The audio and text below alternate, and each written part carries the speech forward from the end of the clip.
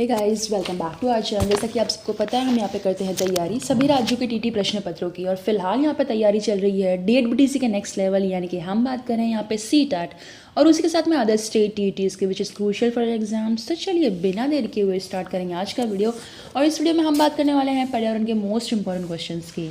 तो चलिए स्टार्ट करते हैं पहले क्वेश्चन से। पहला क्वेश्चन हमारा कहता है कि भारोत्तोलकों को प्रायः जो ज़्यादा मांसपेशियां और बॉडी मास बनाने की आवश्यकता होती है, तो इस उद्देश्य के लिए उनको कैसा आहार लेने की आवश्यकता है जो किससे जो है वो भरपूर होना चाहिए? क्या वो कार्बोहाइड्रेट से भरपूर होना चाहिए, वसा से भरपूर होना चाहिए, या विटामिन से, या फिर प्रोटीन से? तो देखिए भैया, सिंपल सी चीज़ है, भारोत्तोलकों को प्रायः ज़्यादा मांसपेशियां बॉडी बनानी है, तो उनको इसके लिए आहार का जो सेवन करें उसमें जो है प्रोटीन की जो है वो भरपूर मात्रा होगी, तभी तो जाके बॉडी मास बनेगा भाई। तो प्रोटीन की जो है मात्रा ये सबसे ज़्यादा इसमें भरपूर होनी चाहिए। तो यानी कि आपका जो ऑप्शन डी है प्रोटीन, ये बिल्कुल सही होगा।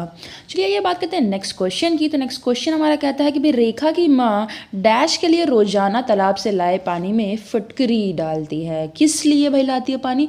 हल्के मतलब किस चीज़ के लिए वो जो है वो पानी में फिटकरी डालते हैं एग्जैक्टली?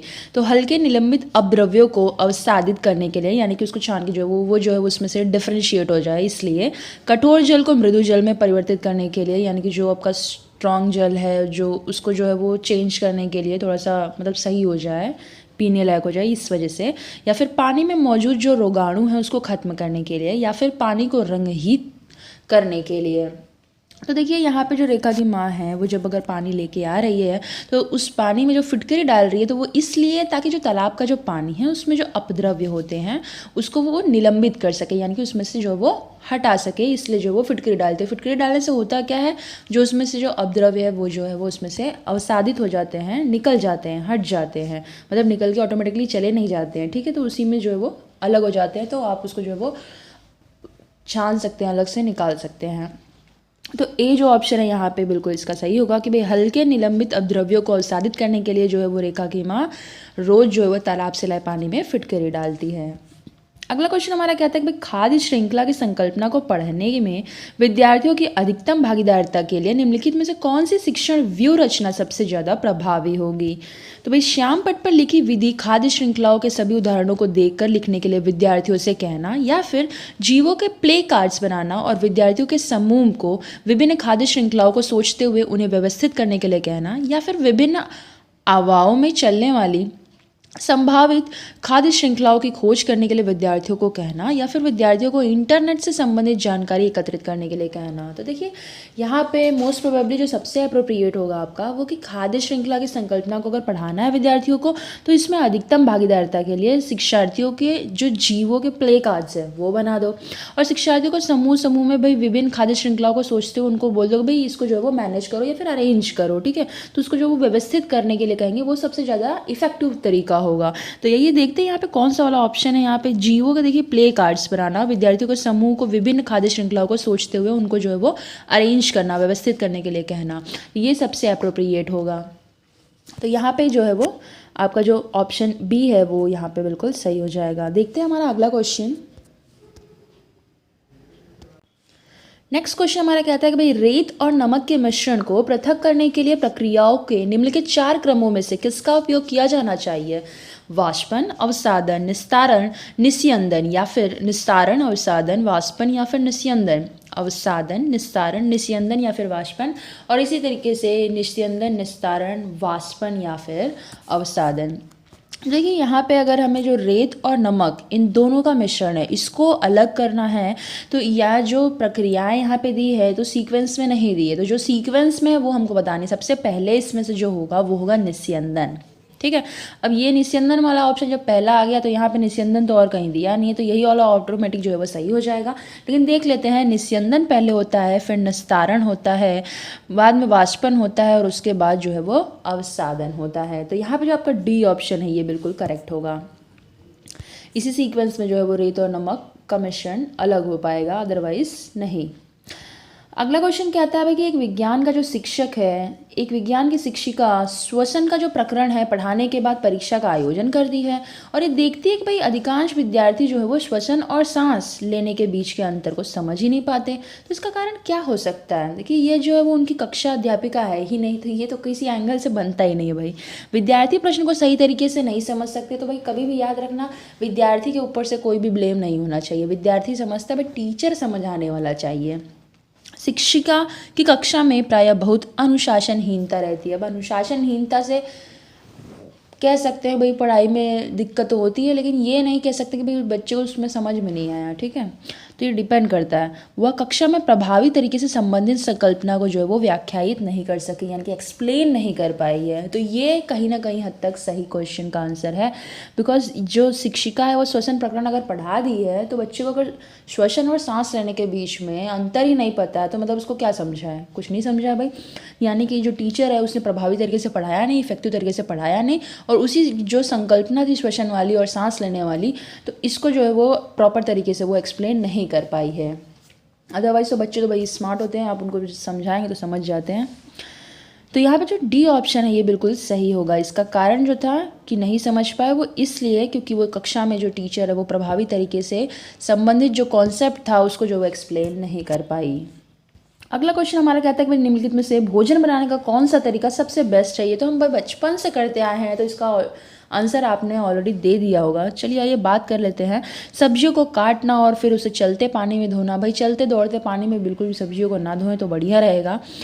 सब्जियों को काटने और पकाने से पहले कुछ समय के लिए धूप में रख देना, तो यानी जो उसके सत्व है सब भाई नष्ट हो जाए, उसके बाद खाना उसको। बैक्टीरिया नष्ट करने के लिए सब्जियों को गहरा तल के पका देना, मतलब धोना तो है ही नहीं, सीधा पका देना तल के फिर खाना।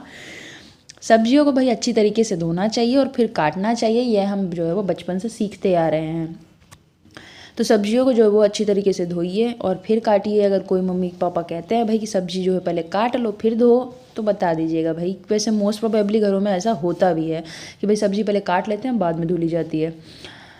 और वहाँ पे अगर बच्चे अपने बताने लगे कि हाँ हमारे टीचर ने ऐसे बताया है, तो फिर समझ ही सकते हैं क्या होगा। बात जो है वो यहाँ पे ऑप्शन आपकी डी की करेक्ट थी।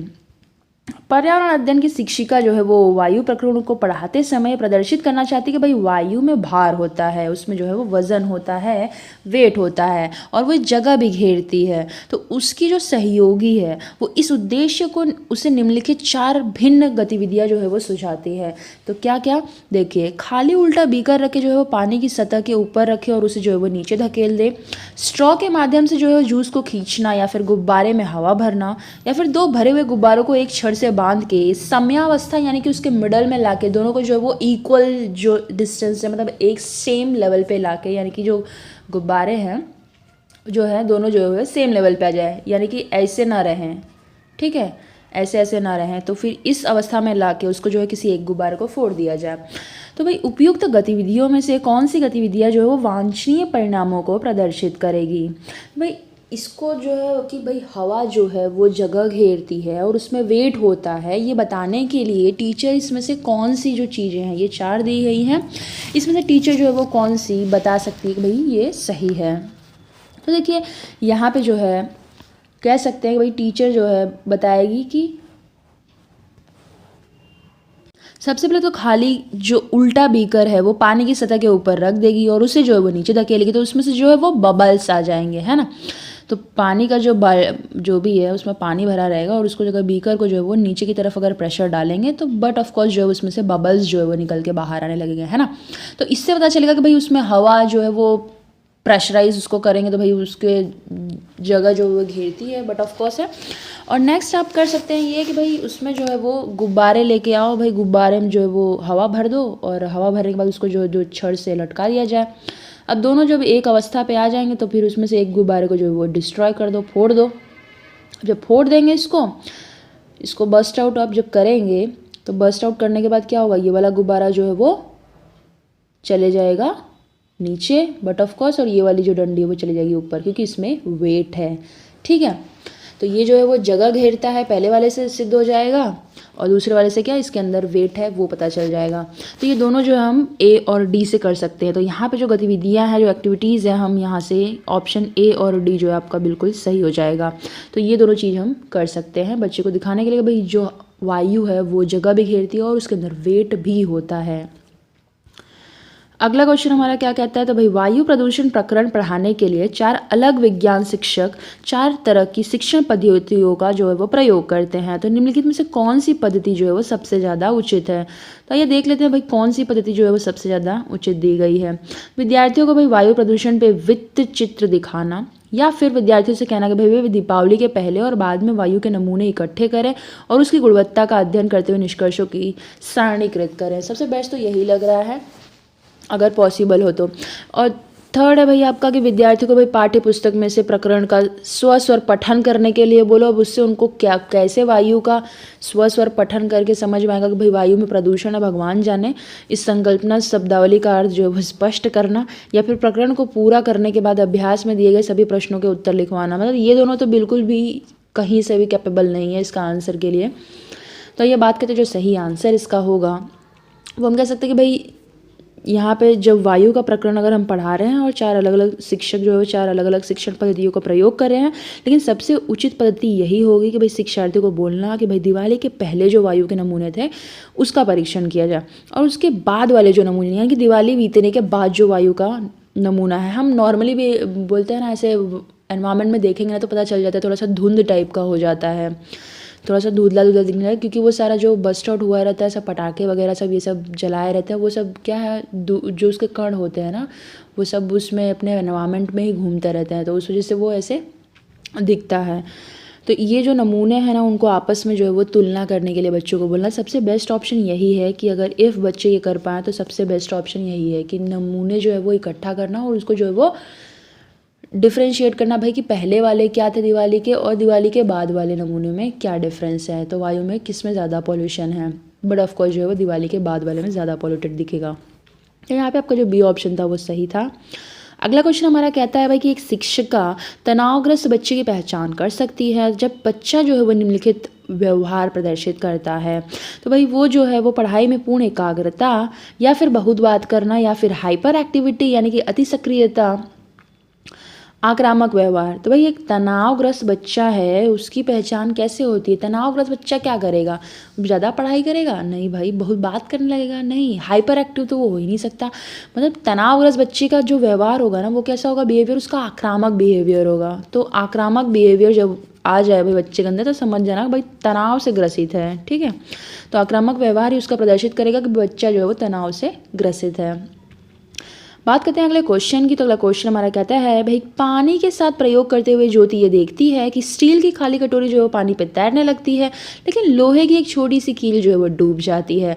तो इसे डैश तथ्य के द्वारा जो है व्याख्यायित किया जा सकता है। तो ये भी वो क्वेश्चन जो ऐसा है जो कि हम बचपन से करते आ रहे हैं, लेकिन आइए देख लेते हैं। स्टील की कटोरी पर लगने वाला जो बल होता है वो उसके भार की तुलना में ज़्यादा होता है, जबकि लोहे की कील पर लगने वाला बल उसके भार की तुलना में कम होता है। तो यहाँ पे जो आपका ऑप्शन है ना यही इंडिकेट भी करता है। इसीलिए जो स्टील की कटोरी है ना वो पानी पे तैरने लगती है, क्योंकि स्टील की कटोरी पे लगने वाला जो बल है वो उसकी भार की तुलना में ज़्यादा होता है।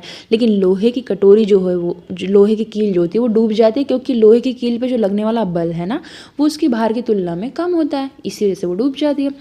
अब जो आपका जो ऑप्शन ए है वो आपका बिल्कुल यहाँ पर सही हो जाएगा। तो आइए बढ़ लेते हैं भाई नेक्स्ट क्वेश्चन की तरफ।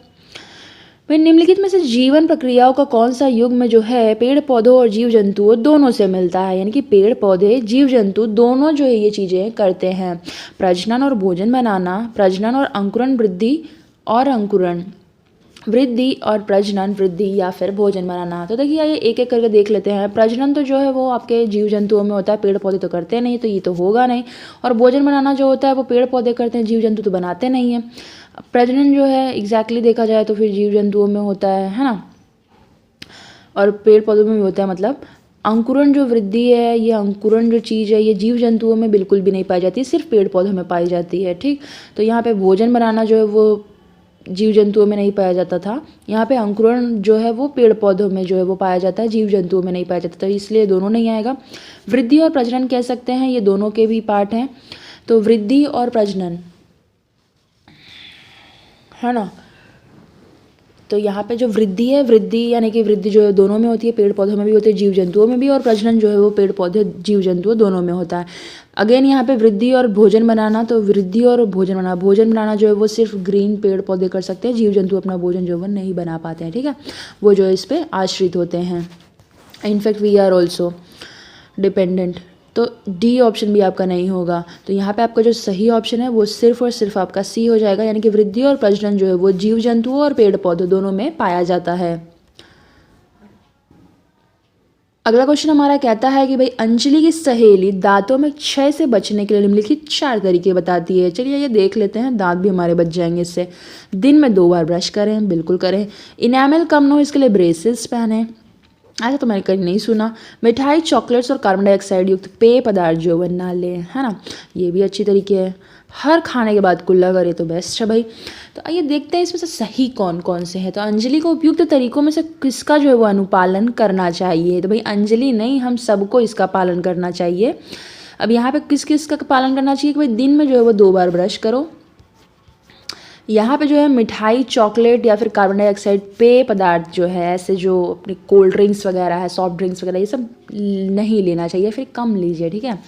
या फिर हर खाने के बाद जो है वो कुल्ला करें, ये भी बिल्कुल अप्रोप्रिएट है। यानी कि A-C-D आपका ये जो A-C-D जो है पहले ही ऑप्शन में आपका दिख रहा है ना, यहाँ पे आपका जो ए ऑप्शन है बिल्कुल सही। तो अंजलि को उपयुक्त तरीकों से जो है अनुपालन करना चाहिए किसका, दिन में 2 बार ब्रश करने का, मिठाई, चॉकलेट्स, कार्बन डाइऑक्साइड जो पेय पदार्थ है उसको नहीं लेने का, और हर खाने के बाद जो है वो कुल्ला करे। तो ये सबसे बेस्ट होगा उसके दांतों के लिए, ताकि उसमें जो है वो क्षय से बचे रहे। आइए बात करते हैं नेक्स्ट क्वेश्चन की। नीचे दिए गए एक वेन आरेख दिया गया है, उसका अध्ययन करना है। चलिए ये अध्ययन कर लेते हैं। ज़मीन पर रहने वाले जंतु जो है वो इसमें हैं, पानी में रहने वाले जंतु जो है वो इसमें हैं, अंडे देने वाले जंतु जो है वो इसमें हैं, और बीच में एक आपका एक्स दिख रहा है ना, वो जो कि तीनों में रहता है, यानी ज़मीन पे भी रहता है, पानी में भी रहता है और अंडे भी देता है। तो ये बात करते हैं निम्नलिखित में से कौन सा जीव जंतु जो एक्स में रखे जा सकते हैं, यानी कि एक्स यानी कि तीनों पे रहता है भाई, जमीन में भी रहता है, पानी में भी रहता है और वो अंडे भी देता है। ऐसा जीव जंतु कौन सा हो सकता है। ईल, सर्पमीन, जिसको भी कहते हैं शार्क, मछली या फिर मगरमच्छ। तो देखिए यहाँ पे बात करें सही की, तो यहाँ पे जो मगरमच्छ होता है ना आपका, ये ज़मीन पे भी रह लेता है, ये पानी में भी रह लेता है और ये अंडे भी देता है। तो इसलिए जो एक्स में रखे जा सकते हैं ये जीव आपके हो जाएंगे कौन से, मगरमच्छ। ठीक, बात करते हैं अगले क्वेश्चन की। तो अगला क्वेश्चन जो है हमारा कहता है कि डैश के लिए मछली घर में हवा वाला पंप रखा जाता है। तो किसके लिए, जलीय पौधों को अधिक कार्बन डाइऑक्साइड उपलब्ध कराने, या फिर अधिक ऑक्सीजन को पानी में घुलने देने, या फिर मछली घर यानी कि एक्वेरियम की शोभा बढ़ाने के लिए, या फिर पानी को साफ करने के लिए। तो देखिए ये बात करते हैं मछली घर में जो एक्वेरियम यानी कि आपका होता है उसमें हवा वाला पंप इसलिए रखते हैं ताकि उसमें अधिक से अधिक जो है वो क्या, ऑक्सीजन घुल सके, ना कि कार्बन डाइऑक्साइड, नहीं तो मर जाएंगे भाई।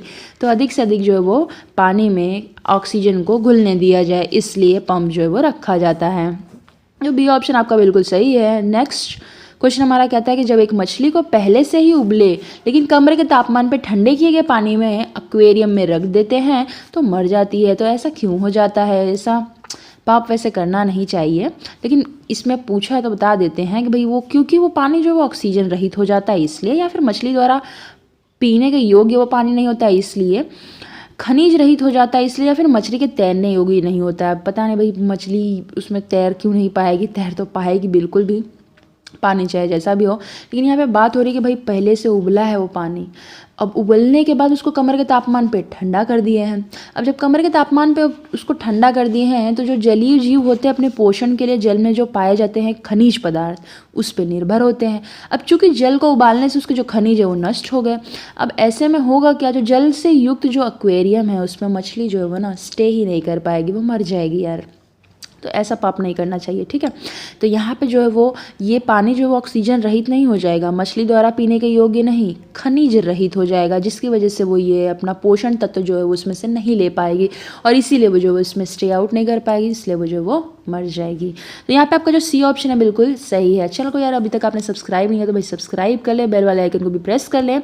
मिलते हैं अपने अगले वीडियो में, तब तक के लिए जय हिंद।